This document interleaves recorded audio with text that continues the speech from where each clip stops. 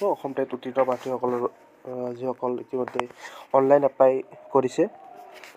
আমি আজি আগবঢ়াম এই ভিডিঅ'টোত কিছুমান কথা ডকুমেণ্টছ ভেৰিফিকেশ্যনৰ বিষয়ে, লগতে কোনবিলাক প্ৰাৰ্থীৰ মেৰিট লিষ্টত নাম আহে যোৱাবাৰ অনুসৰি, আৰু লগতে যিসকল নতুনকৈ টেট উত্তীৰ্ণ হৈছে তেওঁলোকে এপ্লাই কৰিব পাৰিবনে নোৱাৰে সেই বিষয়ে অলপ আলোচনা কৰিম। লগতে মেৰিট লিষ্ট কেতিয়া মানে প্ৰকাশ হ'ব ভেৰিফিকেশ্যনৰ সেইখনো আলোচনা কৰিম। আৰু লগতে আমি আলোচনা কৰিম যিসকল NISৰ প্ৰাৰ্থী পিটিশ্যনাৰ কিমানমান আছে সেইটো আমি আলোচনা কৰিম আজিৰ এই ভিডিঅ'টোত। গতিকে সম্পূৰ্ণকৈ এই ভিডিঅ'টো চাই যাব। প্ৰথমতে আমি আলোচনা কৰিম যে অসম টেট উত্তীৰ্ণ আচলতে প্ৰাৰ্থী এইবাৰ কিমানমান হৈছে। বহুতে কৈ আছে যে অসম টেট উত্তীৰ্ণ প্ৰাৰ্থী এইবাৰ 30,000 মান হৈছে, কিন্তু 30,000 মান হৈছে যদিও কিন্তু ইয়াতে বহুতো কেণ্ডিডেট NISৰ প্ৰাৰ্থী সোমাই আছে। আৰু আপোনালোকে গমেই পাইছে NISৰ প্ৰাৰ্থীসকলক ইতিমধ্যে মহামান্য সুপ্ৰিম কোৰ্টৰ আদেশ মৰ্মে NIS প্ৰাৰ্থীসকল মানে কি নহয়, ইকুৱেল নহয়। গতিকে এই ক্ষেত্ৰত আমাৰ কিছুমান পিটিশ্যনাৰে কি কৰিছে, গুৱাহাটী হাইকোৰ্টত তেওঁলোকে লেখ আবেদন জনাইছে বা এটা গোচৰ থৈছে, আৰু সেই গোচৰ মৰ্মে তেখেতসকলক আবেদন কৰাৰ এটা সুযোগ দিছে। কিন্তু সুযোগ দিছে যদিও তেওঁলোকৰ পষ্টসমূহ কিন্তু চাকৰি দিয়া নহ'ব যেতিয়ালৈকে অসমৰ মহামান্য সুপ্ৰিম কোৰ্টৰ পৰা এটা ভাল ৰিজাল্ট নাহে। গতিকে এইটো আপোনালোকে নিশ্চয় জানি লওক। আৰু আপোনালোকে গমেই পাইছে যে মহামান্য আদালতৰ সুপ্ৰিম কোৰ্টৰ নিৰ্দেশ মৰ্মে এতিয়ালৈকে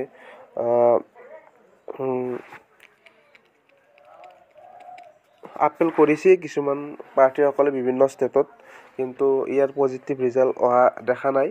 কিন্তু পৰৱৰ্তী সময়ত ইয়াৰ ব্যৱস্থা কি হ'ব তাৰপিছত আমি জনাই থাকিম। এইটো হৈছে NISৰ এটা শেহতীয়াকৈ আপডেট। আৰু লগতে আমি আলোচনা কৰিম যে নতুনকৈ যিসকল টেট উত্তীৰ্ণ প্ৰাৰ্থী আছে তেখেতসকলক কি ৰিঅ'পেন কৰিব নেকি পৰ্টেলটো। আচলতে ৰিঅ'পেন যদিহে কৰিলেই হয় তেতিয়াহ'লে কৰিলেই হয় এতিয়ালৈকে, কিন্তু যদি এতিয়ালৈকে ৰিঅ'পেন কৰা নাই হয়তো আশা খুব কম ৰিঅ'পেন কৰাৰ। গতিকে আৰু কথাটো হ'ল যিসকল ভেৰিফিকেশ্যনৰ কথাটো আমি এতিয়া আলোচনা কৰিম। অসম টেট যিসকল ইতিমধ্যে ছাকচেছফুল কেণ্ডিডেটসকলে ভেৰিফিকেশ্যন যদি আমাৰ ইলেকশ্যনৰ আগতে এই ভেকেঞ্চিসমূহৰ চাকৰি দিয়ে তেতিয়াহ'লে ভেৰিফিকেশ্যন আৰু মোটামুটি 3 সপ্তাহ বা 2 সপ্তাহৰ ভিতৰত তেখেতসকলে লিষ্ট অনুসৰি ভেৰিফিকেশ্যনৰ ঠাই ক'ব ক'ত ভেৰিফিকেশ্যন কৰা হ'ব। আৰু আপোনালোকে গমেই পাইছে যে এই ভেৰিফিকেশ্যনসমূহ আচলতে গুৱাহাটীতে হয়। আপোনালোকে যোৱাবাৰো এনেকৈ গুৱাহাটীতে হৈছে এই ভেৰিফিকেশ্যনৰ ঠাইসমূহ। আৰু এই ভেৰিফিকেশ্যন হওঁতে আপোনালোকৰ মেৰিট লিষ্ট আহে আচলতে কোনবিলাক প্ৰাৰ্থীসকলে তেখেতসকলে ভেৰিফিকেশ্যন কৰিব লাগিব সেই মৰ্মে ডিষ্ট্ৰিক্ট অনুসৰি প্ৰিফাৰেঞ্চ অনুসৰি সেই ডিষ্ট্ৰিক্টখনৰ ভেৰিফিকেশ্যন তাৰিখটো দিয়াই থাকে। আমাৰ যোৱাবাৰৰ এনেকুৱাকৈ দিয়াই আছিল, গতিকে এইবাৰো এনেকুৱাকৈ হ'ব বুলি আমি ভাবিছোঁ। আৰু এই ভেৰিফিকেশ্যনৰ তাৰিখসমূহ আচলতে কম দিনৰ ভিতৰতে DWDৰ পৰা প্ৰকাশ কৰিব। এতিয়া আমি আলোচনা কৰিম যে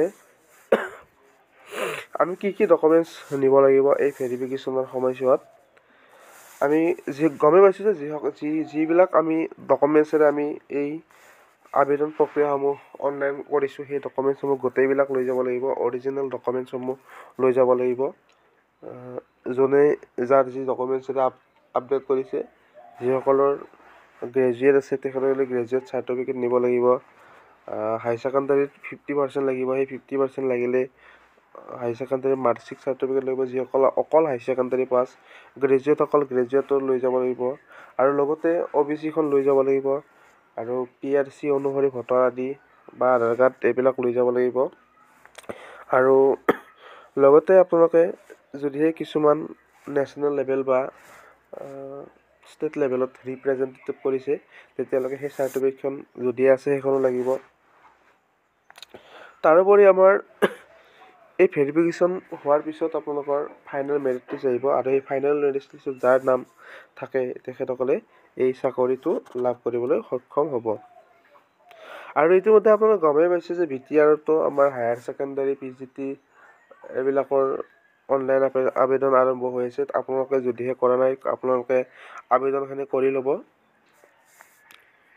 আৰু এইবাৰ কিন্তু কিছুমান ডিষ্ট্ৰিক্ট বহুত ৰেড জ'নত আছে, বিশেষকৈ শোণিতপুৰ জিলা বহুত ৰেড জ'নত আছে, লখিমপুৰ জিলা ৰেড জ'ন আছে আৰু চাউথ শালমৰা, এই তিনিখন বহুত ৰেড জ'নৰ ডিষ্ট্ৰিক্ট হয়। গতিকে ইয়াত আচলতে কাট অফ অলপ বেছিকৈ যাব।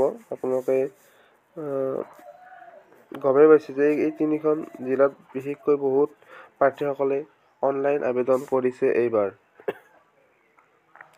তদুপৰিও আমাৰ কিছুমান গ্ৰীণ জিলাও আছে, এই গ্ৰীণ জিলাত হয়তো কাট অফ অলপ কম যাব, মিনিমাম 55 বা 56 মানত OBC কেণ্ডিডেটসকলে চাকৰি লাভ কৰিবলৈ সক্ষম হ'ব এই গ্ৰীণ জিলাবিলাকত। কিন্তু যিবিলাক আমাৰ লখিমপুৰ, শোণিতপুৰ আৰু চাউথ শালমৰা এই জিলাবিলাক আচলতে বহুত কেণ্ডিডেটে এই জিলাসমূহত প্ৰিফাৰেঞ্চ দিছে, আপোনালোকে গমেই পাইছে। এই জিলাসমূহত কেণ্ডিডেটসকলৰ বহুত ভিৰ লগা দেখা গৈছে এইবাৰ। আৰু লগতে আমাৰ গ্ৰীণ জিলা আছে আমাৰ ধুবুৰীত হয়তো এইবাৰ কাট অফ অলপ কম যাব। আপোনালোকে গমেই পাইছে ধুবুৰীত মোটামুটি 55ৰ পৰা 56 OBC কেণ্ডিডেটসকল ৰৈ যোৱাৰ চান্স এটা সম্ভাৱনা দেখা গৈছে।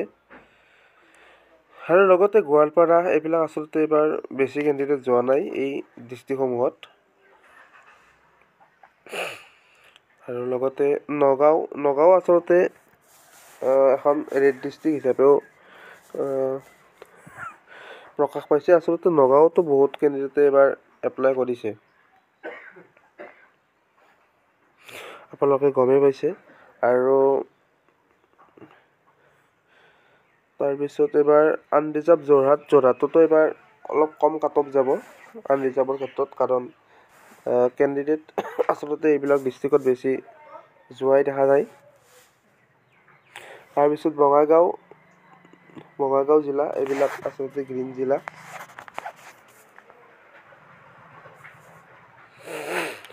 গতিকে আপোনালোকে চিন্তা কৰাৰ কাৰণ নাই, আচলতে মেৰিট লিষ্ট অতি সোনকালে প্ৰকাশ পাব। আৰু পৰ্টেল যি দুবাৰ খুলিব সেইটো আশা খুব কম। আৰু যদি খুলিলেই হয় তেতিয়াহ'লে খুলি দিলেই হয়, কিন্তু এতিয়ালৈকে যদিহে খোলা নাই তেতিয়াহ'লে খোলাৰ সম্ভাৱনা খুব কম। গতিকে এইটোক লৈ আপোনালোকে চিন্তা কৰিব নালাগে, কাৰণ যিহেতুকে পৰ্টেল দুবাৰ ইতিমধ্যেই বঢ়াইছে ডেটটো, কিন্তু এইবাৰ হয়তো নবঢ়াৰ বহুত চান্স দেখা গৈছে। গতিকে যদি ভিডিঅ'টো ভাল লাগিছে শ্বেয়াৰ আৰু ছাবস্ক্ৰাইব কৰিবলৈ নাপাহৰিব। ধন্যবাদ। জয় অসম।